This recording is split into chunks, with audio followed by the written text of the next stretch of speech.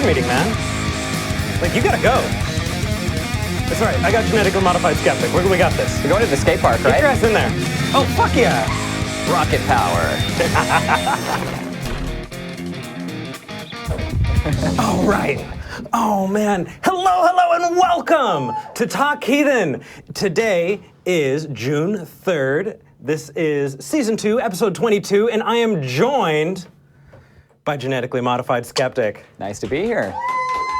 And we have a live studio audience. Thank you all so much for coming out. If you do want to come and see a show, we record live every Sunday at 1 p.m. Central Time. You can find us at the Freethought Library of the Atheist Community of Austin.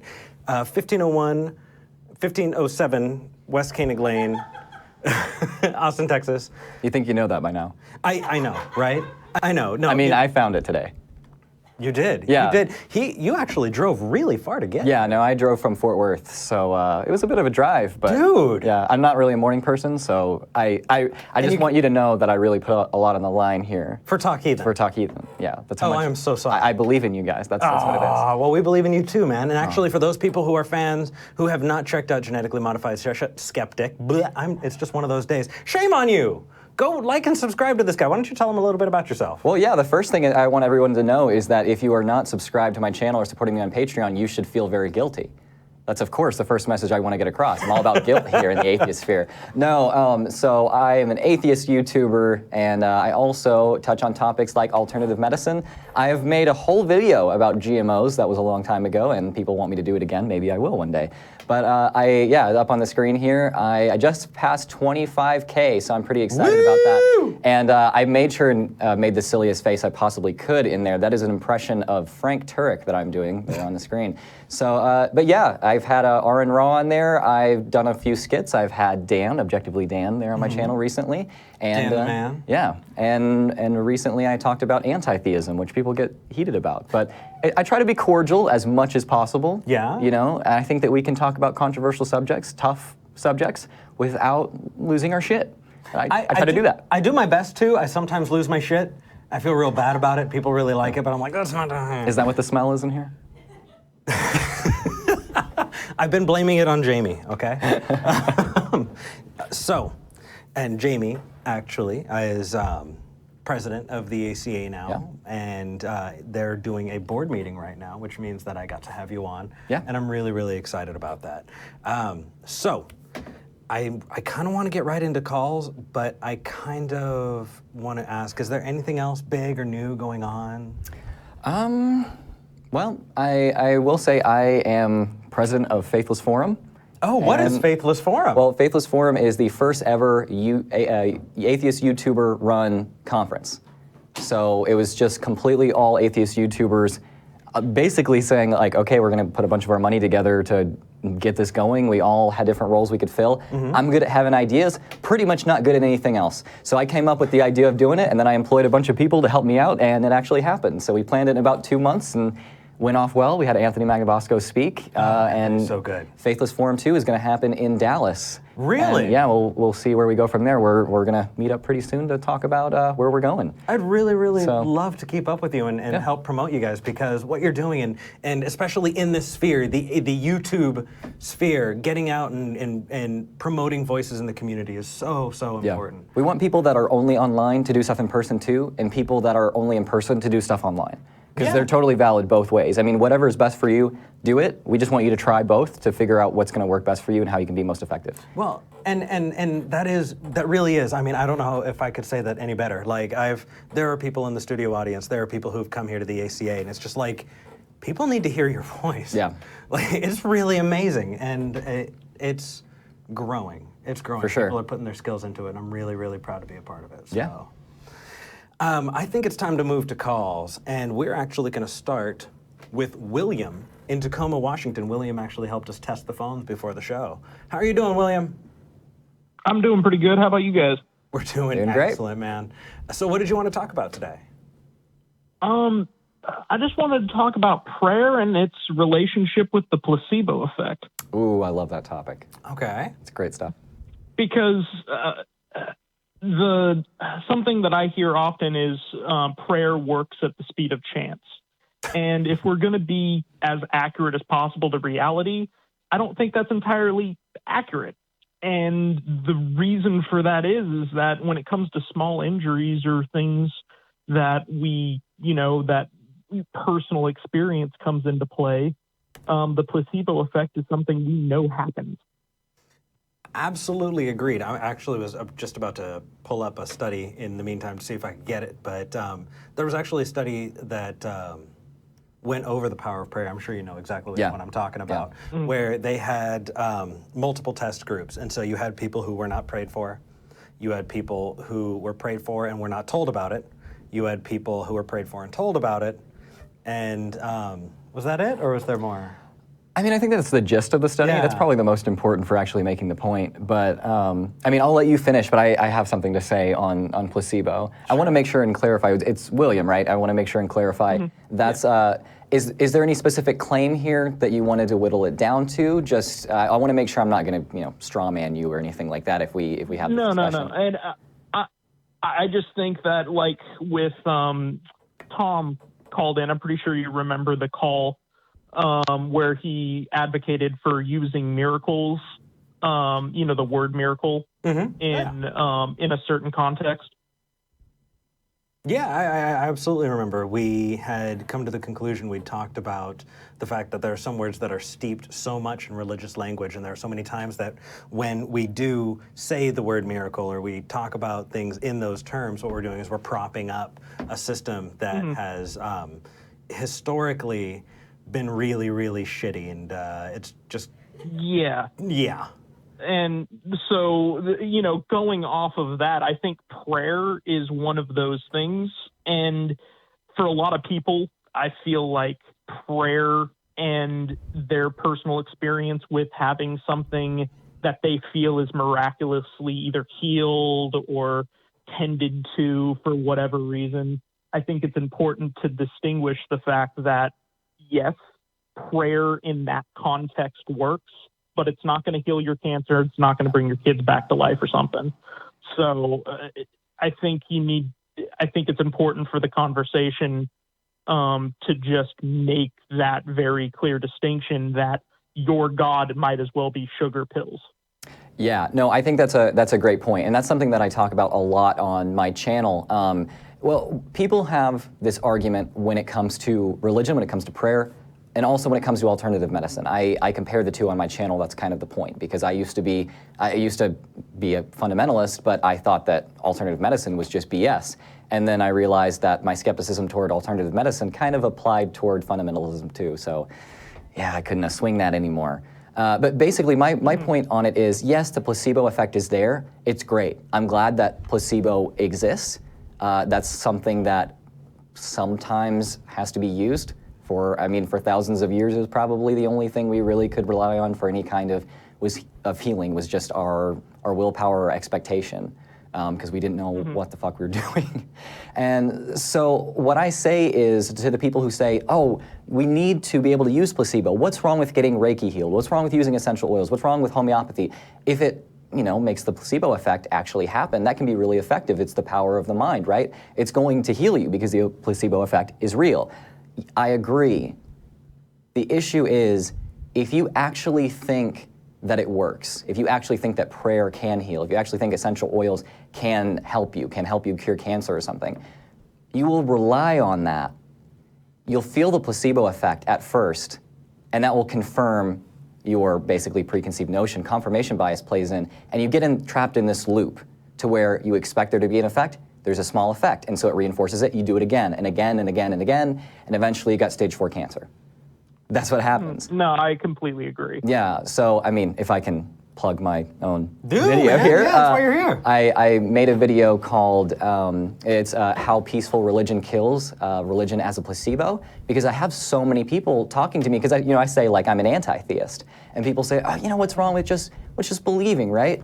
And I say, well, if people didn't depend on it to actually cure them of things or help them with real legitimate life problems that we have real solutions for, if you're not passing up chemotherapy, to use this, whatever, but people are passing up real things, real counseling if they have a mental illness, or, real community if they're just going to a church and thinking that the greeters that are welcoming them in, I can't talk, are actually there to, I mean, a lot of people want to make you feel welcome, but there's a lot of problems that you can address without the superstition, and they're better addressed without the superstition. So my whole point is, if it doesn't breed reliance, then I'm all for using placebo when you can. The way that doctors actually... Go ahead.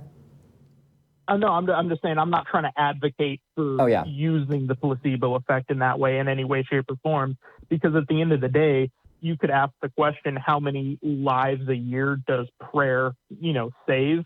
And I would be comfortable saying 0, but at the same time, I can also point out that, the placebo effect may help somebody overcome some incremental thing, but that's only because of how many people there are on the planet and how many different situations people are in. Yeah. So it might save 10 people, but it might as well be 0 to 10, for how many people there are on the planet. You know what I mean? Yeah, and it doesn't just go into the positive. How many people die thinking that prayer was going to help them? Exactly. Yeah. At the end of the day, you need to recognize what the placebo effect does, and it's what its range is. And its range sure as hell is not cancer. Yeah. Well, I've shared this early on in the show, and I guess I'll share it again. I have a family member who does not live in this country, who is a successful individual, and I love him to death. He is a really, really, really kind human being. And he has cancer, and he's terrified. Yeah. Just like anybody else would be. And when you look at it, you have chemo and you have radiation. And in this country that they live in, which is a first world country, there are doctors who are saying, oh, you don't need to do that.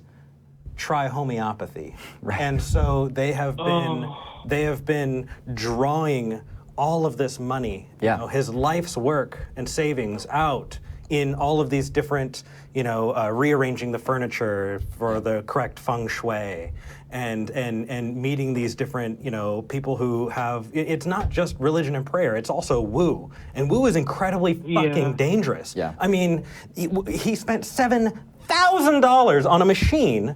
Right? This machine, you're supposed to either put a picture in or a lock of your hair, and it's supposed to scan your entire body either through your DNA or scanning your picture. It doesn't even have to be a full body picture. I asked all the questions, right? Wow. And it's supposed to emit homeopathic waves to realign your organs and put everything into balance, right? And I asked, Eric, what's that?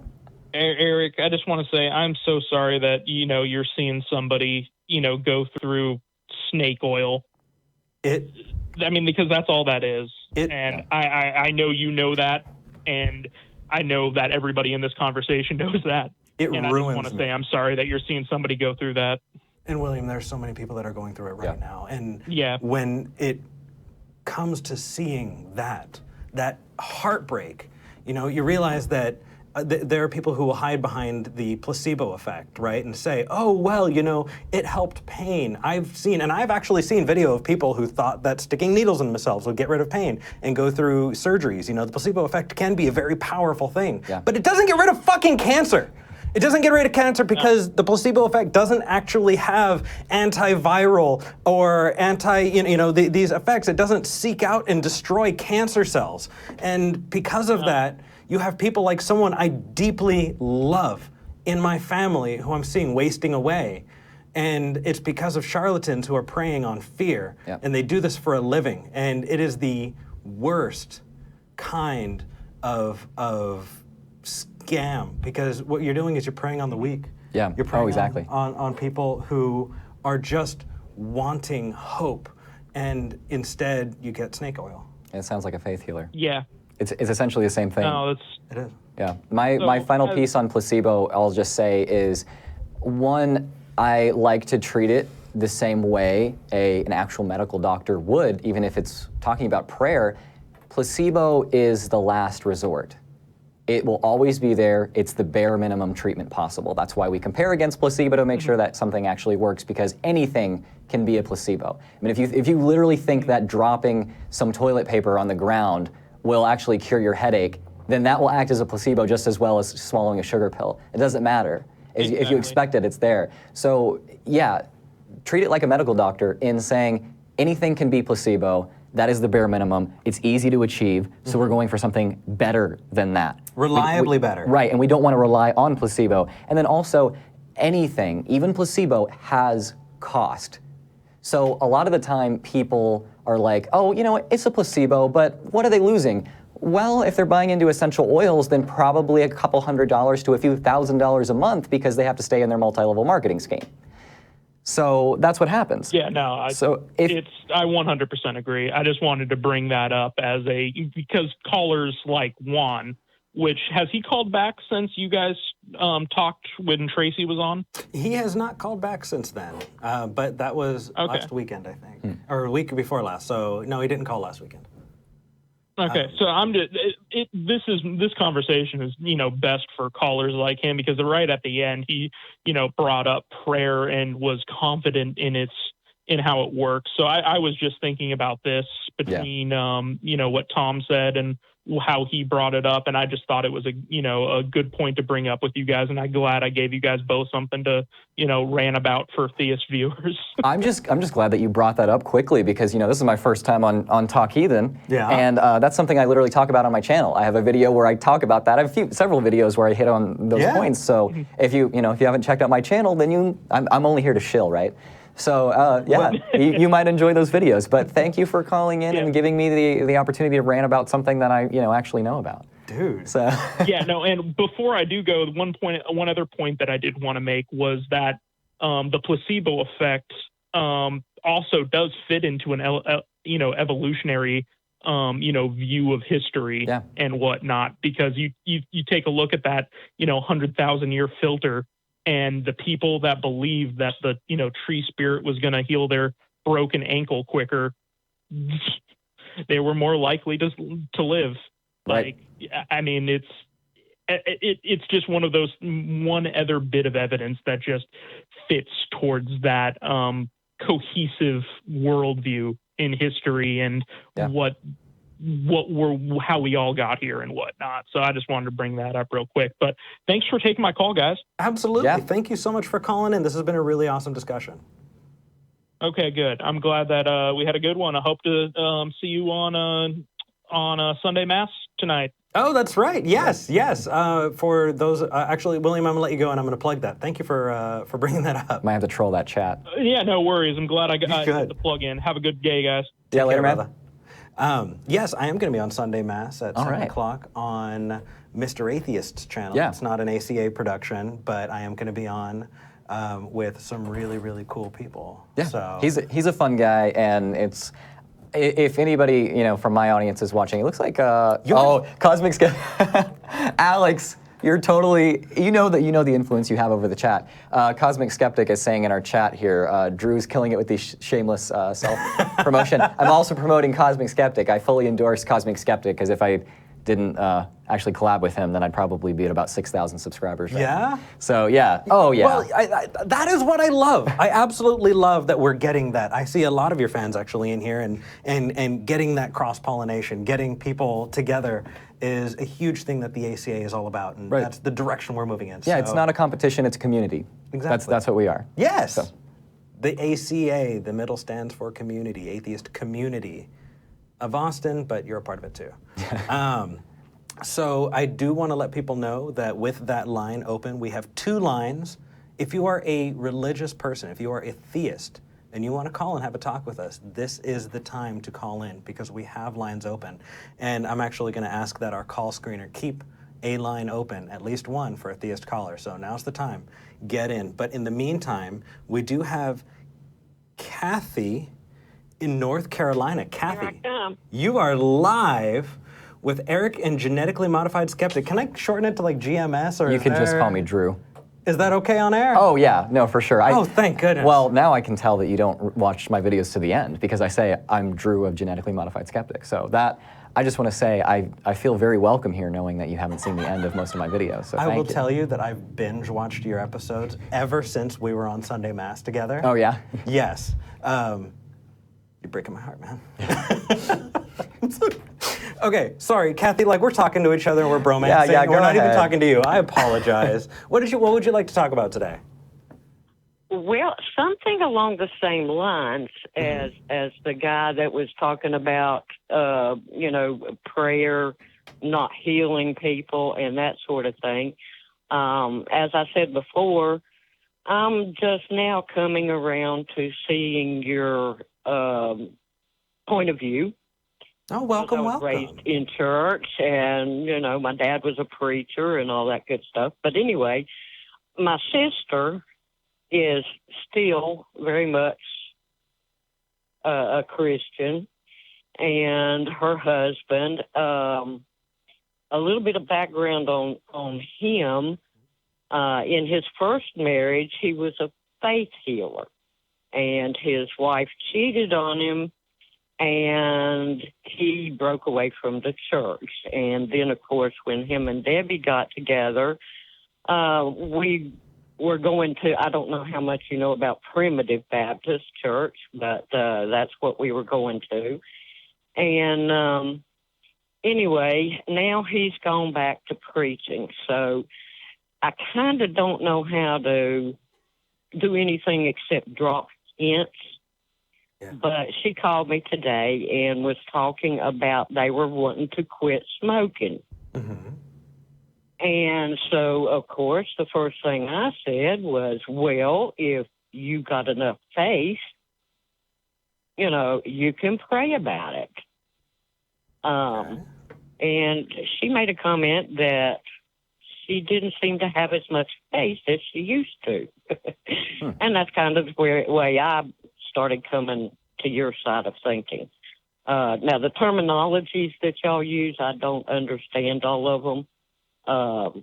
Like the theist, I'm not real sure if I'm a theist or what. I'd actually be happy to talk to you about that a little bit. Yeah, bother me, Sure. I mean, I'd be happy to talk to you a little bit about it. I was just wondering if, you might have some advice for me as to if I keep up with how they're getting along with their Stop Smoking campaign.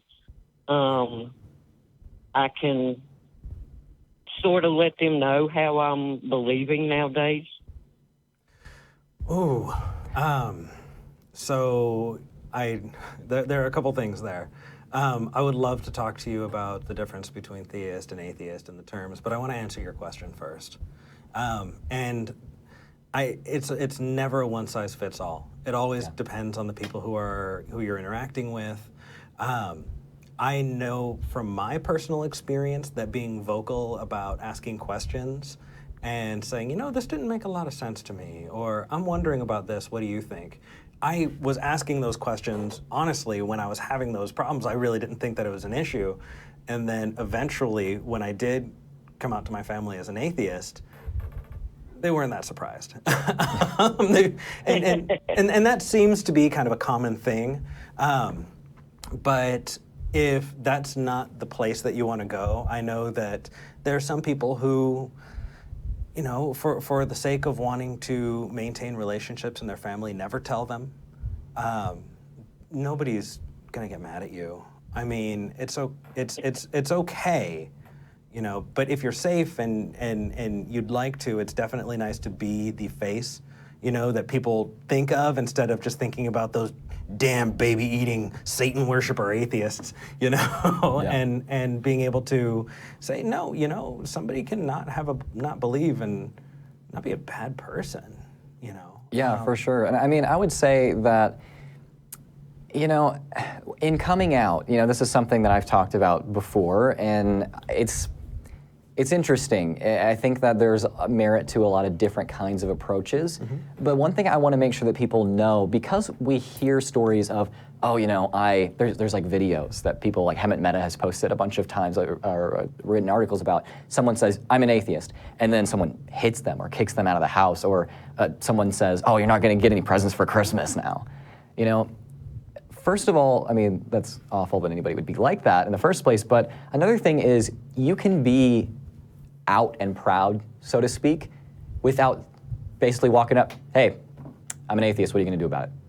It doesn't have to be that way. It sounds like you're going through a process, and I think that that's what this entire thing is. It's not reaching a conclusion at all. I think that atheism in the first place is a byproduct of critical thinking, and critical thinking is what we continue to apply. If critical thinking brought me to not be an atheist, then I just wouldn't be an atheist. I don't know if that's going to happen, but we'll see. So I think that it's okay to reflect that you're going through a process. Maybe you even want to work through this process with them. Their family. Obviously, I would imagine that you say that you love them, and hopefully they would say the same to you.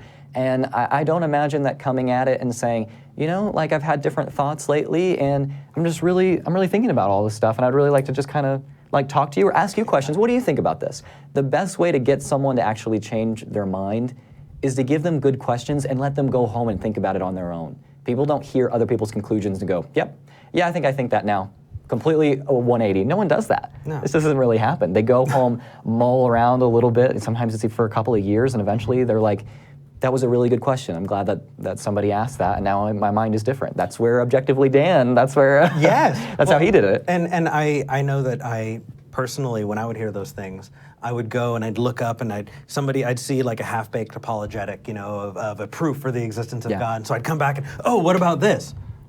Oh, okay. And I go back and forth, and eventually, it kind of wore me down, and I was like, why am I making so many excuses? Yeah, it's a process. It is. And you can reflect that it's a process. It's just being honest, and it's something that families should be able to go through together. And even if you guys come out on different sides, maybe the honesty of, I'm going through this, maybe you're going through this too, will help you guys, bond together a little bit. Obviously, don't want to prescribe any treatment for you guys. If there's legitimate, mental health issues that you guys are working through, go see a counselor. That's fine. I've done it. A lot of people have done it. It's great. Yeah. So, make sure that you're not ashamed of the resources that you have at your disposal, too. Absolutely. So a couple other last things to add.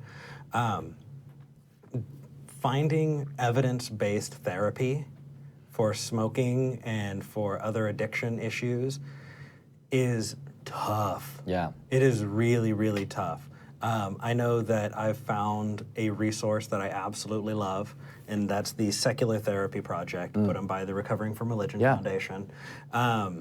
Give them a call, and even if your brother probably won't want to talk to them, but they can actually put you in touch with different resources and therapists, and more information than we can give. Yeah. So there's that. Also, language. Language does play a really huge part in it. And I know at the beginning you were talking about, what is a theist versus an atheist. And there are so many things that, so I'm assuming you grew up Christian, Cathy?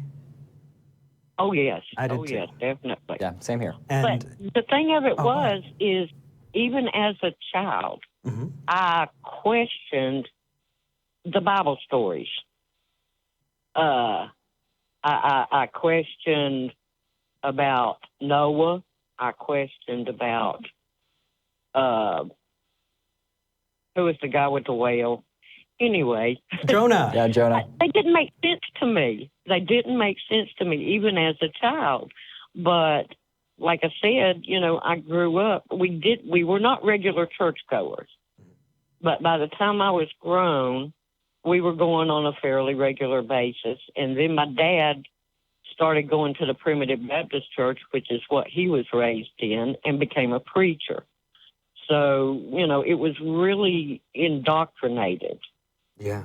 And talking about the programs that you can go to, I mentioned the last time I called that I was an alcoholic for over 25 years. And it was actually my faith in God that helped me to stop drinking through the program of AA. Yeah. But the biggest thing that I learned and that I try to give to other people even was that we are totally powerless. We can't do anything about what anybody else says or does. We can only control how we react to it. I wouldn't call that powerlessness. So this is kind of the outlook I take on things. Sure. I wouldn't call that powerlessness, though. There's a lot of power in the way that you view the world and the way that you approach it. I have a question. Hopefully this doesn't pry, and if you don't want to answer it, then definitely don't. Just say pass. How would you feel if you found that the power that you felt you were tapping into to recover from alcoholism was you. Mm-hmm. How would you feel to know that that was you, that was your willpower, that was your mind, that was something that your mind was creating to help you get past it, and maybe it wasn't something supernatural? How would you feel if it was you instead? Well, that was the biggest thing that I had trouble with, because I had an experience when I was 2 weeks sober. I had lost my husband, my previous husband, to I'm suicide. sorry about that. And I got sick and was stuck here with that grief by myself. And it was getting to the point that I was wanting to go back out and drink again because of the pain. Yeah. And I prayed that God would not let me do that. And it was as if I physically felt a hand touch me on the top of my head. And this warm, glowing feeling just went through my whole body. Well, when Philip started watching you guys, he basically started preaching at me. But Booger, is that you? I held out for a long time. Huh? Is that you? Are you Booger? Yeah. I knew it. Okay. What, Sorry, in the chat, or is this something I'm not aware of? It's something. People think that is just absolutely terrible for him to call me Booger, but it is a love term. We call each other Booger, you know. So, but her husband. like I was telling them, you know, we've been together. It'll be 18 years next month, and we almost never fight. We argue, but we never fight. And because of his health and my health, we are together 24/7. Yeah.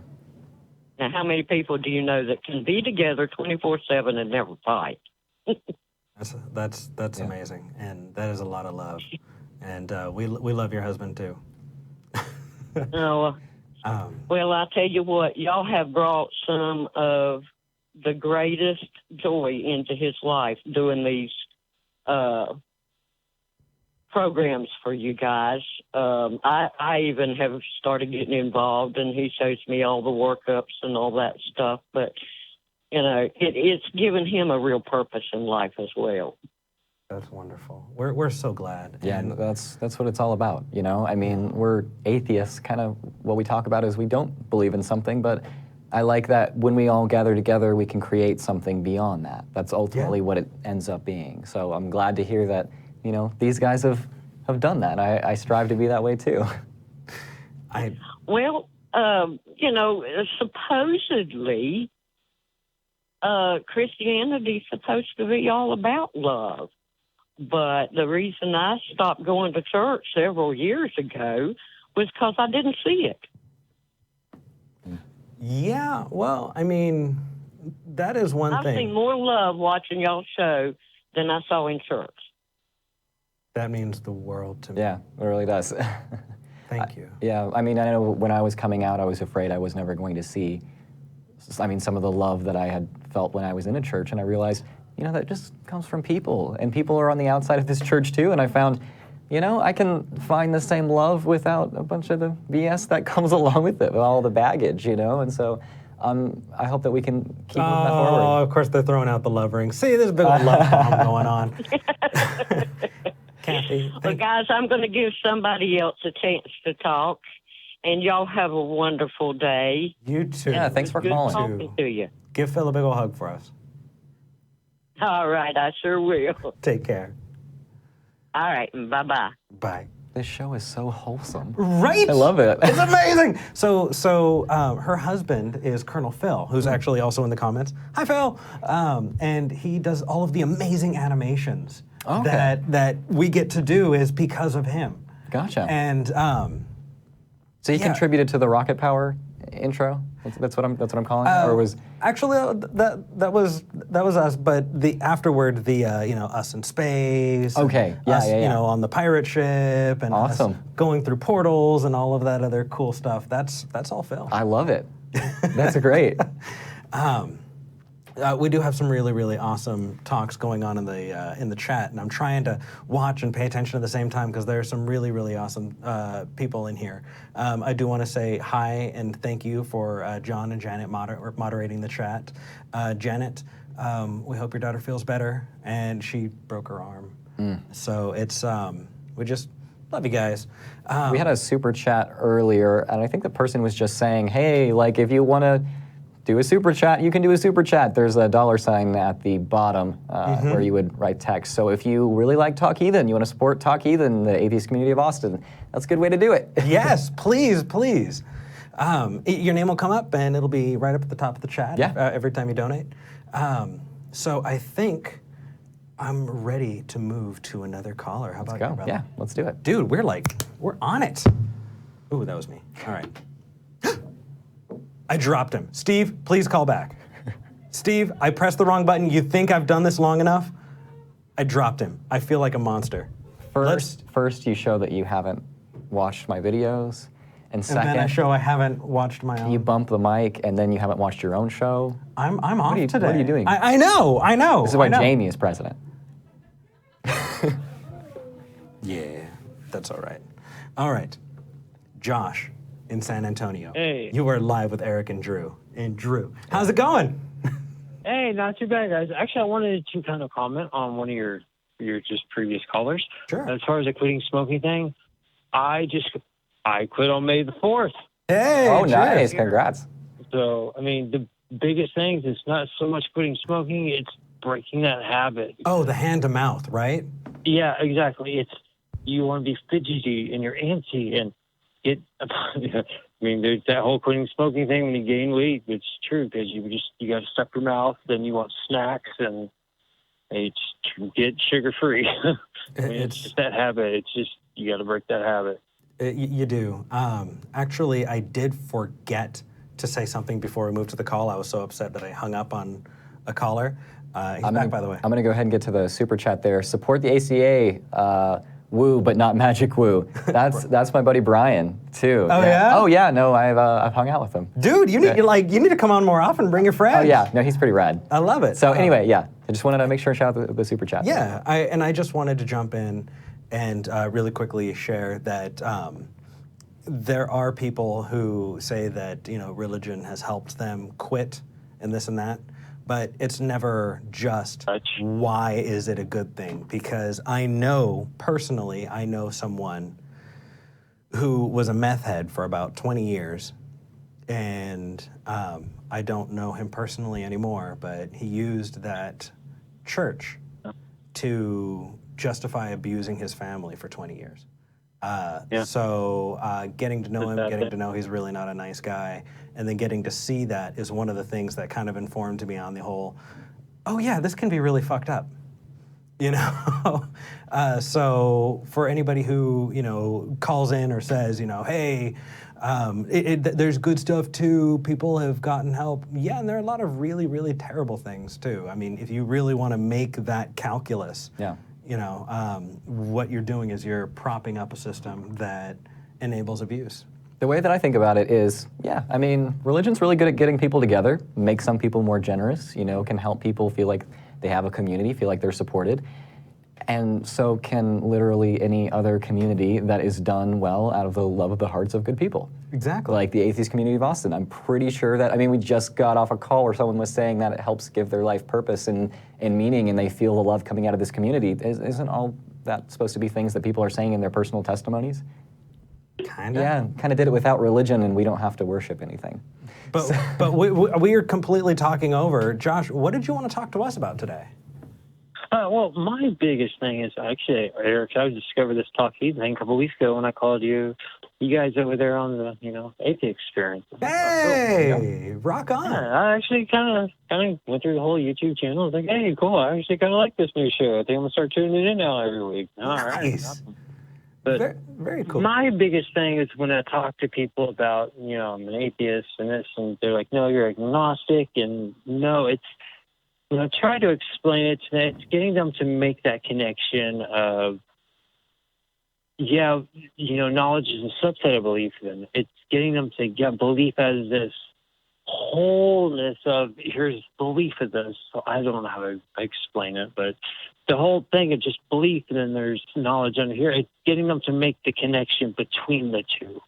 I'm not sure if I'm saying that correctly. I don't know. No, you're doing good. Actually, really quick, I do want to shout a thank you to Megan Moore for donating in the super chat. And Jim, good show so far. Jim, hey Jim. Drew, do you want to take this one? Well, just could you repeat the last bit for me? I just want to make sure that I understand here. It's getting them to make the connection that knowledge is a subset of belief, and getting them to recognize belief as this whole.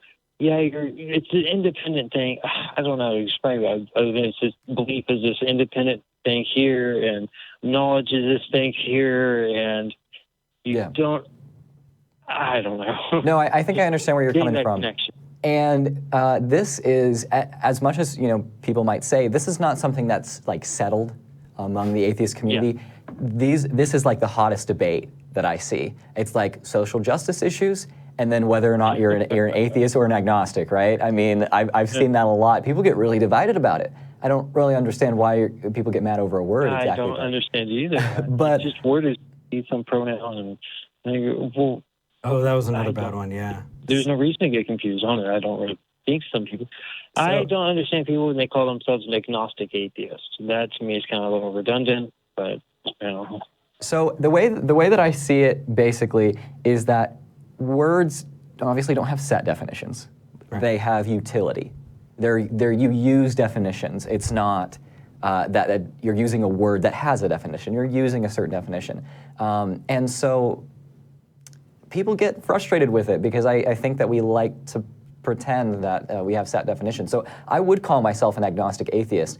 Maybe you and I define those terms a bit differently, and that's probably what it is. So what I would say is, I think the most important thing in that entire debate is at the very beginning, say, hey, this is the definition that I kind of by default use, and I want to understand the one that you by default use. And you can say, this one has more utility, I think, and this one doesn't have as much utility. You can have that argument. But I would just advise against arguing, oh no, that word agnostic means this, and atheist means this. Yeah. It's, I use the word atheist, and this is what I mean. Ultimately, if you can have a conversation without ever having to use a label at all, I love that. I think that's great. I think that's the problem with a lot is everybody wants to put a label on things, and I see no reason to label anything at all. I do. To me, I think it's kind of. I actually disagree with you guys. Why? I don't see a reason. I think labels get because so much that it gets confusing and kind of watered down in the middle. So, I absolutely agree with you, Drew, that words have the meaning that we put behind them. And if you look up, or if you check out what all of the major dictionaries do, is they look at the continuing, changing evolution of words and try their best to describe them and give them definitions that are meaningful. Right? And so when we're talking about atheism and agnosticism, currently there is a widely held view on what those things mean.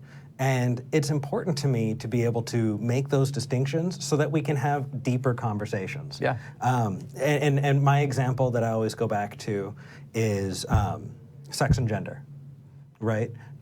Colloquially, people use those words interchangeably when they're not talking about specific differences between sex and gender, right? Those are synonymous until you have the discussions that where that is really meaningful. Because when you make that distinction, you can have a nuanced, very amazing conversation that has a lot to do with, biology and about social and societal expectations and about all of these different pieces that if you didn't have that language, you wouldn't otherwise be able to do. So I think that if the word atheist or the word agnostic or both came to a point where they didn't have a meaning or were not conducive to a nuanced discussion, I would agree. But up until that point, I really like using those terms so that we can continue to have deeper discussions and not just the the Kalam cosmological argument, not the precept or the different, things put out by Thomas Aquinas or Aristotle. It's not just the, the Jordan Petersons saying,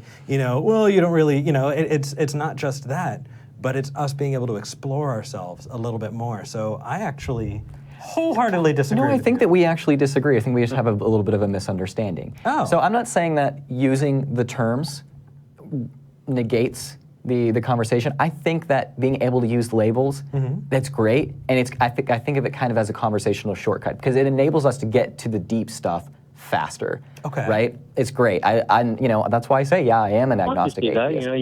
If you understand somebody's label, you can already guess where the conversation could go. And So where do we break here? I'm not sure if we do. I guess just my main thing is I think we're emphasizing different things. So you're saying, yeah, labels are really useful so we can get to the deep stuff. Am I understanding that kind of correctly? Absolutely. So I would say, yes, I love that. The only thing is a lot of people get hung up on saying, no, this is the real definition of this. Yeah, and I say, if that's the problem, then maybe that's the wrong argument. I don't know if it's something to get super hung up about. If you can't debate the real issue you want to debate because you don't define a completely, a separate term, then and you get mad at each other because of that tension is distracting you. The term before you talk would be good. Exactly. Yeah. No. That's exactly right. So That's a good point. I think that we agree. It's just I was emphasizing that we should define the terms first, talk about what we mean by our certain words, and then go ham, use them. I knew that we didn't have this break. I mean, I could feel in my heart that I was supposed to be here today. Oh, Providence, right? You know what? You kind of gave me clarity on it. I'd never kind of talked with that approach before, so I think from now on I'll go with that approach when I talk to people. Okay. Well, I appreciate that. And now I kind of want to I'm going to hell. So. Well, I kind of want to add to that now that I understand the difference. Yeah. And that is that I was having a heated discussion with somebody, and I really was using bad reasoning. And the reasoning was, this is what that word really means. I was that guy once. Yeah. Oh, that I've done it. I've done it. And I look back and I kind of I cringe. think we've all done it at one point. Oh yeah. But we all do it. But here's what someone told me, someone that I care about. They said, Eric, that's the no true Scotsman argument. You're not being, or that's no true Scotsman. Yeah. And I kind of sat, and I just stopped, and I was like, oh yeah, and I was like, okay, I need to come back to this because I really need to sort my shit out because I am not using very good reasoning behind my argument, and I need to determine whether or not the argument that I'm making is valid, or I'm just leaning on shit tools to decipher the world that I'm in. So if I can recommend a resource to you, I know other YouTubers who do good stuff.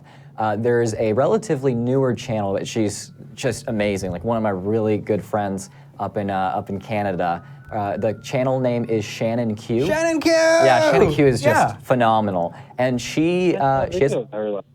Oh, really? You've seen it? You've seen her? I think last week I saw something. It sounds familiar. Maybe, but She's our girlfriend who lives in Canada. Yeah. But she's great, and she has several videos where she talks about basically having the conversation on a higher level of discourse. Because if your discourse is shit, you're not going to get anywhere. So I recommend that channel to you, Shannon Q, to everybody in here. I mean, I'm sure that a lot of people in the chat are like, oh yeah, Shannon's great. But yeah, check that out, and hopefully they can provide even more clarity than any that I was able to help out with. Definitely. Josh, this has been a really amazing conversation. Well, I appreciate, the insight of everything. I think it kind of helps, Awesome. Appreciate everything. I've never had that, so I think from now on I'm glad we could help at all. Yeah. Yeah, hey, well, you guys did. I appreciate it. Well, here's to you, brother. You take care of yourself, all right? And yeah, you guys we'll have a great day, hopefully. Yeah. Will do. Have a good one, guys. Keep up the good work. Later. Right? Can you just feel why this fills me up every single week after week? That, I would say that came out wrong, but yeah, no, I totally understand. By the way, Shining Q is awesome, but Yes. don't check her out until you check out Genetically Modified Skeptic. Check him out, sub, and then move over to Shining Q and to Cosmic Skeptic and everybody else who's in here, because we have an amazing, growing, flourishing community, and we're all in it together. Atheist YouTube is super community oriented now. It's really turned, and it's going a different, very constructive and loving direction. Which that's not what you thought about in 2009. Are atheist YouTubers constructive and loving? No. I mean, they might be right about some stuff, but Yeah. But now, no, it's really not like that at all. you got people like us. Yeah. All right. So I have been dying to get to this gentleman that I hung up on because I'm an idiot. Steve in Minnesota, can you hear us? Hello. Yes, you are live with Eric and Drew. How are you doing? Good. Good. I'm so sorry that I hung up on you. I'm doing good. One quick question. Yeah. Whose Mustang is it? The Atheist You Mobile? guys are driving a Mustang. Mm-hmm. That is our audio Is it yours? engineers. No. That is a crew member who has a really, really sick ride. And the license plates that say Atheist on the back actually belong to another YouTuber. Do you think it's, I think it's probably fine to be able to say. Yeah, Anthony Magnabosco actually came up from San Antonio. Anthony's awesome. With the license plate, and so, I actually, yeah. Anyway, what did you want to talk about? I like the cars. Nice, we do too. We're too young to afford anything nice yet, so not ours. All right. Well, anyway, okay. So, what I wanted to talk about is truth and what it's worth. Okay. I mean, but I wanted to kind of give you a little quick background. Okay. I was raised in the church, heard all the stories, but my father always taught us. His thing was to value the truth. Okay. That, and he always said, this is what he said. He said that if you don't value the truth, then you'll end up believing in worthless truth. People, if truth has no value, then it's worthless. Okay. Now, a worthless truth is one that does nothing but satisfy a desire, because desires are about feeling good, and that makes it subjective. Okay? So if truth does nothing but satisfy your desires, then it's worthless. It really is worthless. Not necessarily. Okay? It's subjective. It is subjective, but subjective things are not worthless. I just want to make sure that we are on the same page with our idea of truth. Because do you mean something that comports with reality, or are you a little bit closer to, are you using kind of something like the word fact? Truth is what we know. Okay, well, let me put it this way, okay? What is true is what is actual. If a pencil is on a desk, it's true if it's actually there. Okay, so would you say that we know about the pencil's existence? Okay, so truth is something that comports with reality. Would you agree with that? Well, okay, comports with reality. Can you elaborate on what you mean by comport? I'm not sure what you mean by that. That exists? It's consistent with objective reality. Yes. We can investigate it, we can look at it, we can test it, we can verify it, and then pass it off to someone else who can also verify it. Yeah. Well, yeah, sure. Okay. Just wanted to make sure we're on the same page, because otherwise we'll just talk past each other. So. Yeah. There are so many different philosophies that deal with truth that I'm just trying to, zero in on your discussion. That way we can kind of apply it. Otherwise, Drew's right. We're going to talk right back. Okay. Well, here's what I mean. The question would be, does truth have value? Okay. Value. In order for something to have value, you have to have one of three things. You have to be able to do something with it. You have to be able to get something for it, or it has to be able to do something for you. Okay. Okay. I mean, if I have a car, it's worth something because I can get money for it. I can do things with it, and it can take me places. That a lot quicker than I can get by walking. You see, it does things for me. So it has value. So if you did not know about this show, would it not be true that it exists? Would it not be true if I didn't know? Right. Or sure. I don't see why not. So did this show exist before you found it? Well, I would think so. Okay. I'm just trying to make sure that you're not, taking a solipsistic claim, because some people will say, things don't exist until No. Okay. No. So if you don't value something, if you don't value that and this is true, if you don't value that I live in an apartment building across from a cow pasture, if you don't value that, does that mean that it's actually false?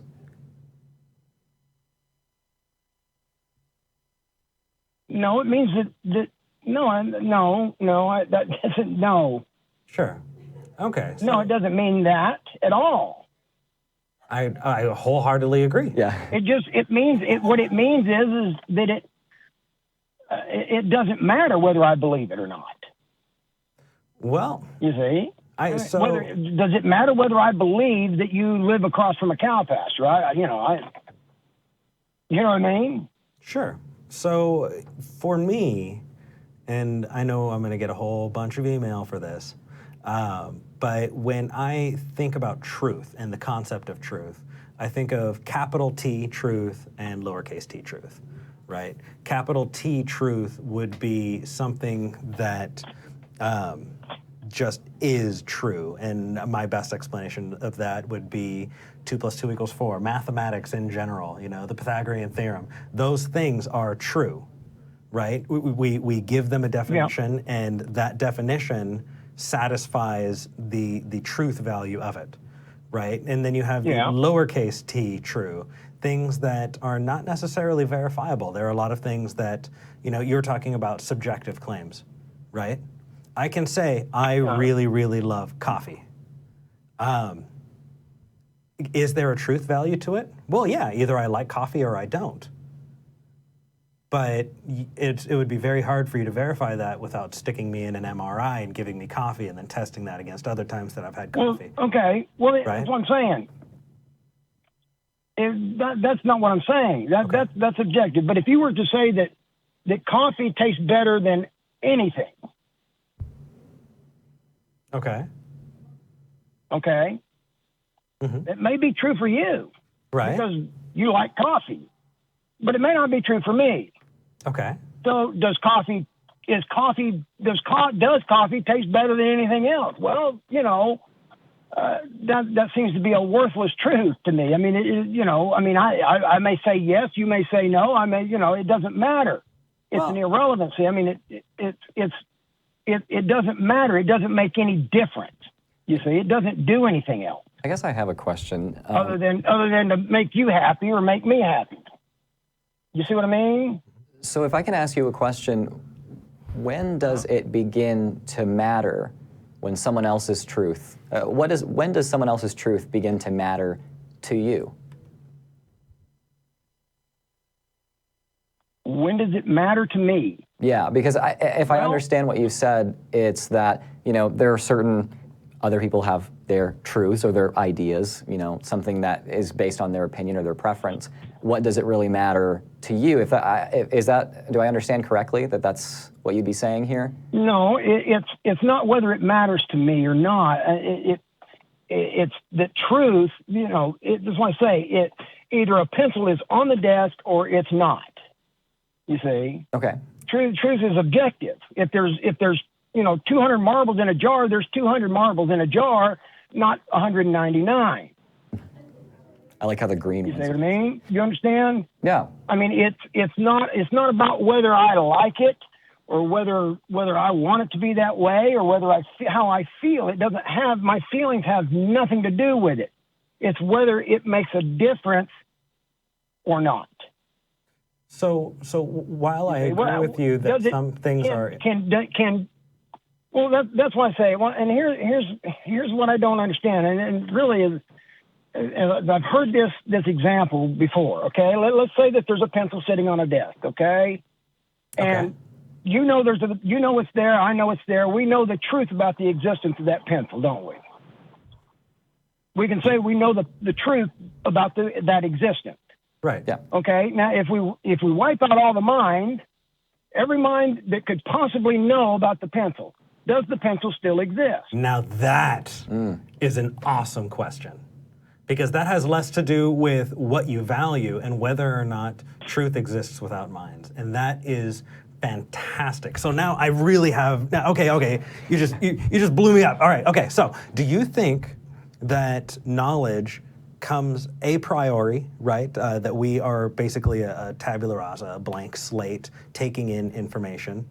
Or do you think truth comes a posteriori, that we assign truth to things from the outside? I guess is my first question for you. No. Well, I think things are true things are true. It doesn't whether. Well, let's get to your question, right? If there are no minds to see and experience the pencil, do you think that the pencil being there is true? No. Really? Yeah. So if all of but you do, obviously. Well, I don't know that we're necessarily taking a position. I think we're just trying to clarify what we all think about it. That's kind of the point of it. I mean, for me personally, I think that a lot of what we describe in the world has to do with thinking minds. The definitions that we give things have everything to do with what we're using those things for, right? So if we're talking about language, if we're talking about mathematics, to a degree, so long as we define mathematics in the way that we do, it makes sense. But without a mind, does it really? But then there are the existence of physical things. If an asteroid is floating in space and nobody sees it, was the asteroid ever there? Well, yeah, it was. But without us to assign knowledge to it, it's still there. We just don't know. You know what I mean? Does that make sense? It does. You're right. It doesn't depend. I'm not saying that the pencil exists on me knowing about it necessarily. Okay. I mean, I don't, just because I know about a pencil doesn't mean that I make a pencil exist physically. I take that back. That's really not how I wanted to put that. I look at it, and what I want to do is, I'm looking at it try to look at it from that side of it. That, because I've heard Matt make this point that a rock is a rock, whether anything knows about it or not. That existence, the things that existence does not require knowledge. That knowledge doesn't have any effect on existence at all. Knowing about things doesn't make them exist. Am I understanding him right? Well, you know what? I think we can get to that. Can you get the audience mic? So, in the meantime, though, it really is an amazing question. Did you have anything that you wanted to add before? I just wanted to ask, so are you saying that basically if a tree falls in the woods, you're not necessarily trying to have the conversation about does anyone hear it? It's if a tree falls down in the woods and no one's around to hear it, does it even matter if it fell or not? Is that kind of what you're trying to get at here? Like, who cares? No. No, I'm saying that's no. It's about the things that exist. Okay. It is about the things that exist. You see. So. Like I said, I'm a theist. So, I'm not. I didn't really want to. I'm not wanting to get into my biblical views, but obviously, I believe that God created and God sustains the things that exist. God knows how. Basically, my position. Here's my position. Okay, is that the things that exist require knowledge in order for them to exist. Okay. Okay. So, and the best analogy I can come up with is that we make pencils because we know how to make pencils. Pencils exist because we know how to make them. You see, the knowledge. If a pencil exists outside of knowledge, then the laws of physics, then the pencil exists because the laws of physics allow for it to exist, and not because we know how to make them.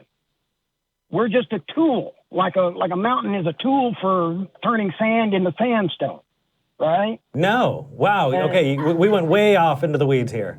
I'd be happy to talk about how mountains are tools, because that interests me. That is, I've never heard that before.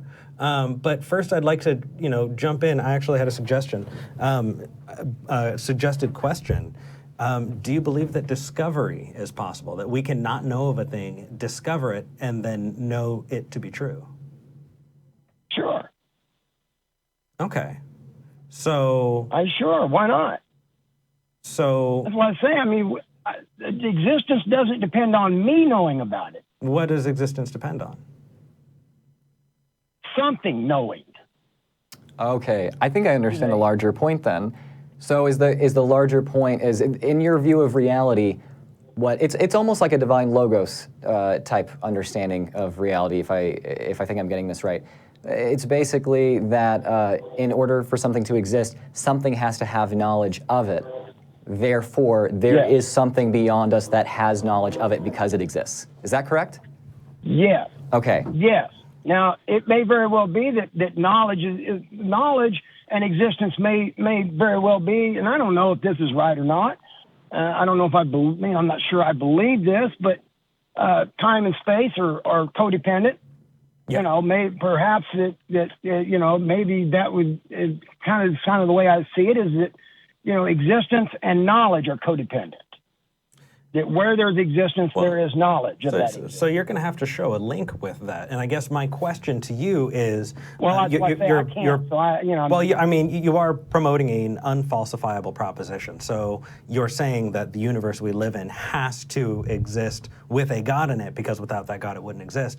And so my question to you is, what would a universe look like that doesn't have a God in it? What would be the difference between that universe and this one? Because we would need to know that difference to be able to tell. I'm not sure. Right? I don't know. You know, I kind of tend to believe that, you know, and there again, this is just another something that I kind of question. I mean, I'm not saying I believe it or that it's true, but, you know, we talk about the absolutes. You know, truth is an absolute. Knowledge is an absolute. I mean, we have absolutes for everything. No, we don't. You know, I mean, we don't. Well, no, we don't. For everything. Okay, not for everything. I can't think of any absolutes that exist. Period. No. I'm not saying they exist. I'm saying they don't. You just said they were absolutes. I'm trying to pin that down. Help me here. Well, do you? Okay. Well, okay. That's what I said. What is true is an actuality. What is, you know, that if a pencil is sitting on your desk, it's only true if it's actually there. Okay. And at the same time, it would be impossible for it not to be there. Do you agree with that? In that we need to discover a thing. So here's actually, I would disagree, and I'll tell you why. Because the correct, intellectually honest thing to do is say, I don't know. Right? So if you say there's a pencil on the table of a room that I have not investigated, my response needs to be, I don't know. And I'm not saying that we know about it. I'm just saying that if a pencil is on a desk, it doesn't matter whether you know about it. We're not talking about whether we know about it at this point. I'm saying that if something is true, in order for something to be true, it has to be actual. You see? We need to be able to discuss it, verify it, give it a title, you know, determine what we're going to be calling it, fit that into our language. I mean, potentially we could. Yeah. I mean, if you want to know the truth about it. Truth is what we know about things, isn't it? To the best of our knowledge. I just don't agree that there's any capital T truth. I think that we do our best to approximate you know, yes, we larger truths, but yes, we do. I'm sorry. I'm not saying that truth is an absolute. You know, that this capital T. I mean, I don't know what that exactly. That there is, that we can say that anything is true. Okay. You say, I mean, you know, what is the presuppositional position that reality is real? What is that? It's the assumption that things are true, right? And we assume the things as being actual. We investigate things to be able to determine whether or not they comport with reality, and we need to live in that world that we're investigating and exploring. Is that what you're saying? Okay, then we're good there so far. I agree with that. I mean, we're confined to this reality. We have to operate within this reality. Right. So I guess I want to kind of dive back into it needing to exist because a God needs to know about it. Right? So we kind of skirted around my question, and I kind of want to get back to that question. Right? Right, I do too. Because because it's vitally important. Because if you're going to make a claim that a God needs to exist, you need to be able to show that that God exists to be able to substantiate that claim. And so in the argument of saying a universe needs, or our universe needs to have a God, therefore, because it's kind of this Cartesian circle, right? God needs it needs God. So what does a universe without a God look like? Because if we can determine that, then we can test our reality and find out whether or not a God exists within it. So can you give me anything that you think that a universe without a God would look like, how that would be different from the universe that we're in? Because otherwise, you're just laying a claim on top of things. It's just an extra piece of scaffolding that has no substantiation. It's right. You know, because what use is a God that is effectively as good as nothing, right? If you can't tell the difference between whether or not your God exists or not, then the best thing to do is cut that out until the time comes that you can verify that that God exists.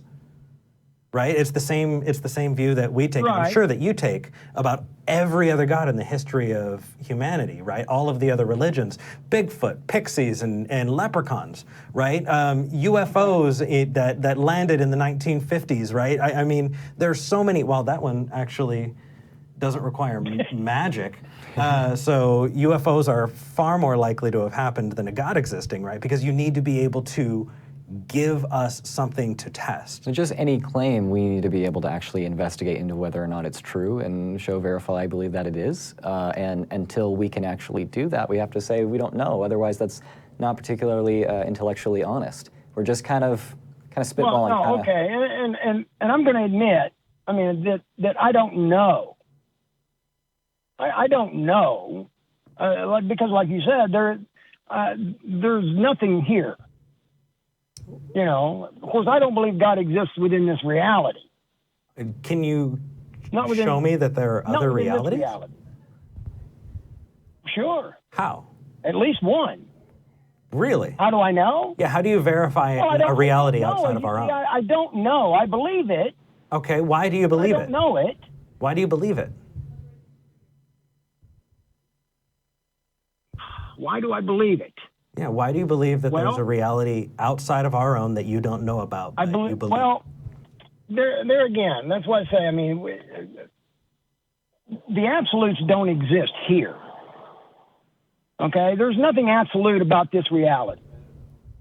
Okay, but if we take a tree or a rock or anything that exists within, and we break it down, and we keep breaking it down, and we keep breaking it down, we're going to get to a point at which whatever's there exists as it is, and it's nothing other. You know, I mean, it's like we split the atom, and there's stuff inside. We split that open, and there's stuff inside of that. At some point in time, we got to get to a point where you break it open, and there's nothing there. You see, it's either, and I don't know whether it would be two of them or just nothing. Wouldn't just totally disappear. I don't know how that would happen. So we'll reach a point where we'll find something that's irreducibly simple? Yeah, and I would say that it exists in an absolute state. You see, I mean, atoms don't stop being atoms just because they're part of a tree. The things that make up the atoms don't stop being what they are just because they're part of the atom. You see what I mean? At some point, if you break it down, whatever's left, whatever's there, remains, and it exists in an absolute state. It's always that, even though it may be part of the atom or part of the tree. You see? Okay. I mean, you could wake up tomorrow, whatever. You know what I mean? But we don't live. We don't know what that is. I don't know if we can know what that is. I think I understand where you're coming from on it. It doesn't exist as that anymore. You see what I mean? I mean, ever since the beginning, those things don't exist. They may have existed in the singularity. I don't know. You know, whatever. I gotcha. I gotcha. I think I understand where you're in coming what it from. is. With at a certain point, you believe that we're going to find something that is irreducibly simple, or if we had the ability to actually investigate that, that far along, then maybe we would find that. How do you know that there is something fundamental that's irreducibly simple to the universe? Well, I don't know if I can explain how I know that. I don't know how I know that. I mean, I don't know how to explain that, I guess. It just, it's like, I'm not sure I know how to explain that. That's okay. That's a very honest answer. Yeah, I think you can come to without having to get the conclusion at all. No, I appreciate that. I commend you for, if you don't know something, don't bullshit, right? Yeah. That's cool. I'm glad that you would say, right. I don't know. I guess the question that I would leave you with here is just, are you okay with going through and living comfortably throughout life, basically having one of your fundamental beliefs unjustifiable by your own reasoning? Are you comfortable going through life saying, I have absolutely no idea, but I do base pretty much everything I believe on this? I don't understand it, but I do. Well, I believe what I believe because, even though I may not be able to explain it, I guess I would have to say yes to that, because I know what I believe, and I can't, it's based on what I was taught. It is based on what I was taught. So let's go into what you were taught, because really the way that you view the world around you is entirely dependent on the toolbox that you use to decipher that world. That's your epistemology, what you determine to be true based off of what you have learned about getting to truth, right? And getting to verify things about the world that you're in.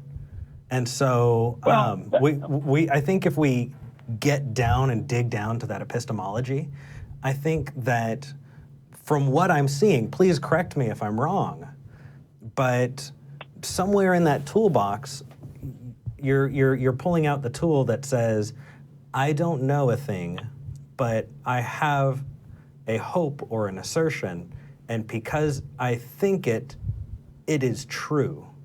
And I don't know if that's a reliable tool or something that you would want to use to decipher anything else about what you know about this world, because it just feels faulty. Am I completely off base here? No, I mean, I don't think you're totally off base. It really is. It boils down to I feel like I don't see any other way, maybe. I mean, I feel like you could say I'm forced to believe certain things based on other things that I believe. That because I believe this, I have to accept this. Like what? Well, that's what I'm saying. And it goes back to what my father always taught me about the value of truth. Okay, give me an example of a contingent truth like that. Of a contingent truth. Right. Okay. Yeah. Mm-hmm. Okay. You would say, and that was the question that I asked is, does a pencil exist if nothing knows about it, right? If knowledge isn't required for things to exist, if nothing has to know about it, mm-hmm. then why does the pencil exist? You see, why does it exist? So what makes it exist?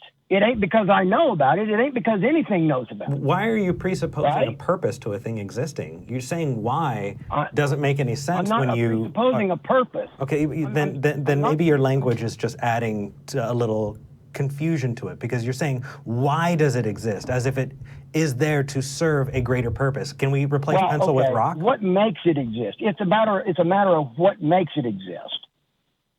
I guess I just don't understand what making it exist means. I mean, I can say that I exist and these are the chemicals that come together and these are the different pieces of me, right? And I can say that those things exist. To say, why does Eric exist? it built into that question is the idea that there's a purpose. Okay, well then. Right? Versus why does this rock exist? Right. If we're looking at it with the idea of there being a creator, then built into that question is the presupposition that there's a purpose. And I'm striking at that, and I'm trying to be very clear about that because I don't think that's a very good question. I think that that's built up on a framework that we're not following you on. Okay, well, it's not I'm not trying to apply a purpose to it. Okay. Necessarily, but I'm not saying that. Sure. I don't think I am anyway. You know? I mean, that's not my intent. No, we'll move on. That's not my intent. Okay. It's wow. Let's see. How do I explain this? Okay. That's okay. You know what? Take your time. Pencils are made of atoms, aren't they? The atoms, what brings the atoms together? I mean, why? I mean, what is it that allows the pencil to exist? So, I think that we could probably have this conversation a whole lot longer. Yeah.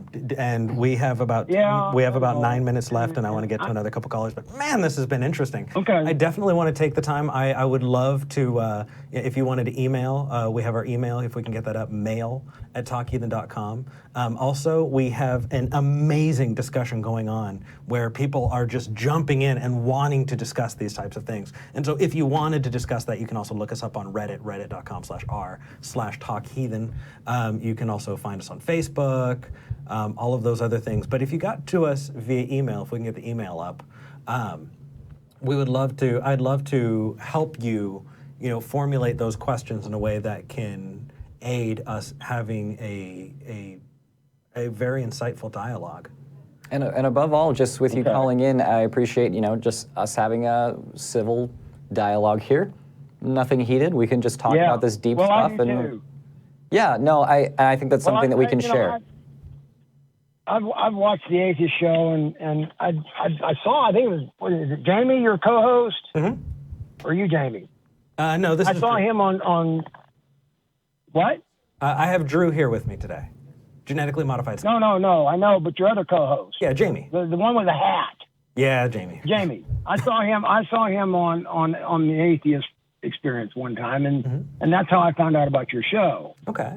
So, you guys, I've watched Matt. He doesn't seem to be quite as tolerant as you guys. He's done a crap ton of work, and he's done this for a very, very, very long time. He's actually in the studio. He's having a little chuckle. And I like listening to him. I mean, he's a charismatic speaker, and I like listening to him.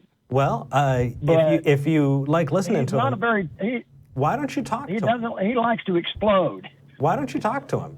He's waiting for his head to explode. You can call this number in about an hour, and Matt has actually said that he's 2 hours, and he's willing to talk to you on the Atheist Experience today. I will say that maybe you felt like that with Matt, but I can say right now, because I'm looking through the glass right at him, his head is as intact and shiny as ever. So you don't have to worry about it exploding. Yep. And hopefully, you guys will be able to have a nice discussion if you get through on the phones later. But we appreciate you calling and have a nice discussion with us. Take care, all right, brother?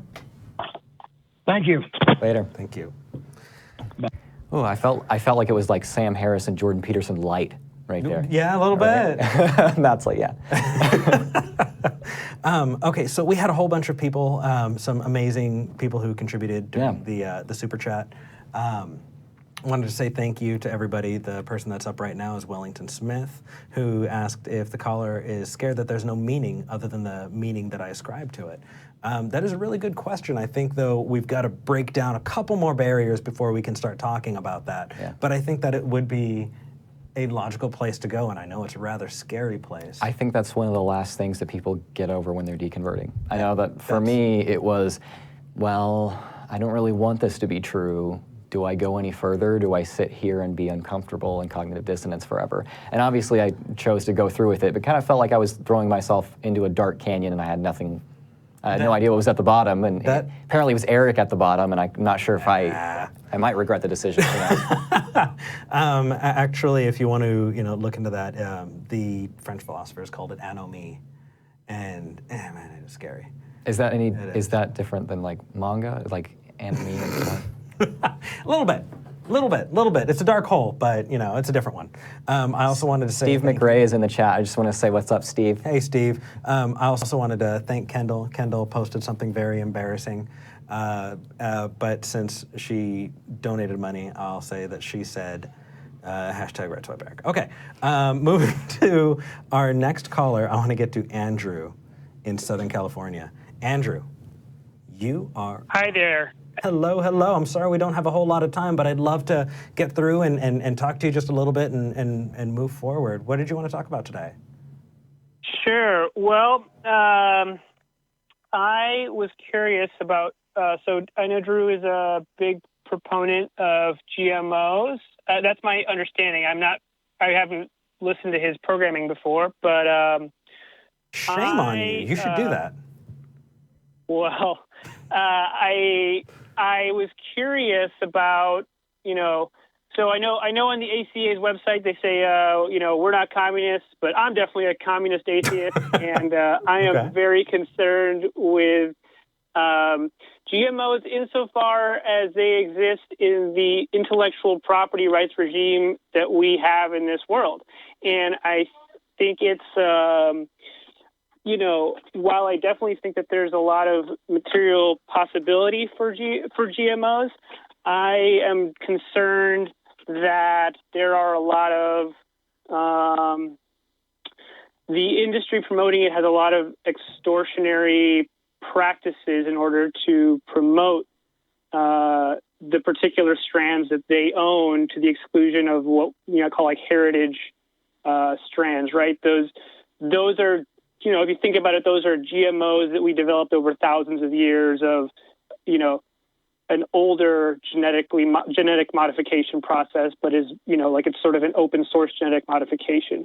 And so I'd like to hear, that was a really long question, but I just want to hear Drew's thoughts about IPO as it relates to GMOs and sort of like the justice component of that. Yeah, no, I totally understand that. The main thing... I've got nothing, man. The main clarification that I'll give is that one of the reasons why I say, I'm genetically modified skeptic, I get into that and I talk about GMOs. If you watch one of my really early on videos, the main objections that I usually see to GMOs are not as well thought out as yours are. And I commend you on having, a real concern about it. Because the main concerns that I see are, well, we genetically modified this corn to have a certain enzyme on it that wards off fungus, and it came from a certain bacteria. I definitely get that you encounter that the most. Yeah, so that's what happens the most. It's not going to turn you into a living bacteria. You're not going to have corn in your digestive tract for 20 years. If you eat a genetically modified fish, you're not going to turn scaly. That's the main thing that I really talk about. It's really the way out there woo, because ultimately I think what you're talking about, it's a political, it's an economic, and it's kind of a public policy type question. And I don't get so much into politics and economics because that's not something I'm super experienced in. Where I usually leave it is I am in favor of being able to use every tool that science gives us, use it to its fullest potential and not be running away from something. Don't let fear control us. Like, just because, yes, there is some kind of genetic modification to this corn that was taken from bacteria so that we don't have to worry about pests, just because of that, we don't need to hear, oh my God, Frankenfood, this is horrible, we're all gonna die, the government's out to get us. That's what I'm trying to keep people away from a fear-based culture. And so I understand your objection, but I do want to clarify, I'm probably not the best person to speak on that, and that's why I don't. But I do appreciate you bringing that up, because talking about intellectual property issues and talking about monoculture, talking about all the economic issues that come along with it, those are great, and I'll just tell you, you are miles beyond in the conversation than those who I usually deal with. So imagine... Secondary question? Do we have a moment? I think we're just about at time. Yes, if you want to, I'm going to give you to the last. If we can make it quick, just quick, yeah. Yeah. So, quick secondary question is: I recently saw evidence that Roundup is a lot more dangerous than people might have previously thought, and so I was wondering if you had any thoughts about Roundup Ready crops in specific. If indeed it is the case that Roundup exposure is much more dangerous than we thought. Yeah, well, I would have to, actually see the research based on that, and until I see that, I have to say I'm agnostic about the entire issue because it's not really honest of me to. I'm sure you understand. It's not honest of me to say, oh yeah, no, I think that's BS, or think, oh yeah, no, it's totally true. I don't know. So if you want to actually send me a link, I don't know if you're on Twitter. I'm at GM_skeptic on Twitter. If you want to shoot me a link with the research, I'd love to look at it because I'm totally open to saying, yeah, maybe Roundup is a lot more harmful than we actually thought. I'm not convinced that it's particularly harmful in the amount that we're using at the moment, but if I saw evidence to the contrary, I would love to because that's something I would even address on my channel. Yeah, and I definitely think that there's a lot of things we can do with GMO that are going to be really positive, especially if we can have them under like a public domain kind of intellectual property regime. So I think we're a lot closer to the same page than those who I usually deal with on my channel. So I appreciate you bringing that up. Man. Yeah, I mean, I'd love to hear if you do a video on it. I'd love to watch it. Awesome. Well, I'm GM Skeptic, or Genetically Modified Skeptic on YouTube, and there's my Twitter handle on the screen at the moment. So if you want to interact with me on this further, I would love to chat with you via Twitter. All right. Thank you. Andrew, thank you for calling in. Thanks for having me. Man, that was a really good. I like that kind of brought things back in. I feel like the Talk Heathen gods have smiled upon me today with the subjects. I got a little street epistemology in there. I got a little, got talk about placebo, GMOs. It's good stuff. So if people want to know more about you, how can they look you up? Well, like I said, my main platform, Genetically Modified Skeptic on YouTube. I do that as my full-time job now. If you really, really like my stuff, you can throw me $1 on Patreon. It's up on the screen right now on my channel. If you want to hear me talk about science-y stuff and kind of walk you through why I don't think that Christianity and science are particularly compatible, even if Christianity is entirely metaphorical, then check out my video. Looks like it's at the bottom right. I did it with Aaron Ra. Aaron Ra teaches us about evolution, and we talk about why there was no Garden of Eden, why basically it doesn't make any sense that God would have us evolve, because when did a soul come up? The Garden of Eden is totally false. There's a few questions that raises. We were supposed to be able to find salvation through animal sacrifice before language even existed. Yeah, it doesn't make a whole lot of sense. It really gets sticky when you go back. So I talk about a lot of stuff. So if you like atheist videos and positive discourse, constructive stuff, I don't spit and scream at the camera. I'm pretty much exactly like this. Just a really nice guy. I was just figuring that. Look at this. I just figured it's not fair. He's a handsome human being. I don't feel up to par anymore. I just think that if I'm not myself on my channel and then I come on stuff like this, people are going to be able to see through my bullshit. So I better not bullshit at all. Okay, so let's get starting. You can follow Talk Heathen. If you have not liked and subscribed, please take this time, like and subscribe. It means so much to me. Also, coming up at the end of June, I'm going to be going to Las Vegas for my birthday, and I think I'm going to schedule a meetup with fans if people want to meet me in Vegas. Awesome. So if you want to do that, let me know. Please send an email to mail@talkheathen.com, mail@talkheathen.com, or you can find me on Twitter @Dirty Heathen. Let me know, because I don't want to put something on and nobody show up. Also, I'm thinking again, it's the push. Should I cut all my hair off, or should I let it grow and turn into this big, Palomalo type of thing? So I don't know. I'm kind of digging the curls. Are you? I like that, yeah. Nice. Let's see. Other than that, though, I think it's about that time. So have you seen the end of my show? I have seen the end of your show, but I think that you should lead it off, because right now I'm drawing a blank because we're live on air. So we start by throwing out some love rings. Okay, there you go. Okay. And then we say, to those of you who don't believe, you have a community here. This is your home. And we're so glad that you came to join us. But to those of you who do believe, Now this is the part where we say, we don't hate you, but we don't hate you, we just think you're wrong. Oh, okay. I Right? gotcha. So you ready? Yeah. All right.